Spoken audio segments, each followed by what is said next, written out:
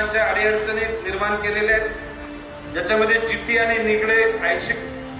जो प्रकल्प आहे त्याचा ऐच्छिक पुनर्वसन करण्याची भूमिका काही लोकांनी सांगितले, पैसे निघालेले आहेत, तुम्ही मला सत्यजितजी मला पत्र द्या, ही निवडणूक झाल्यानंतर 1 महिन्याच्या आतमध्ये तिथं मंत्रालयात बैठक लावून या गोष्टीचा निपटारा करून टाकू। आता मी वनमंत्री आहे,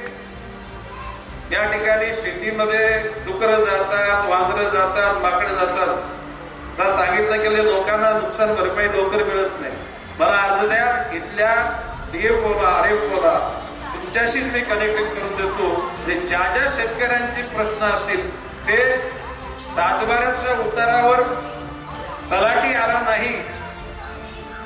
तरी सुद्धा त्या ठिकाणी फॉरेस्टचे पैसे देण्याची जबाबदारी मी घेतो।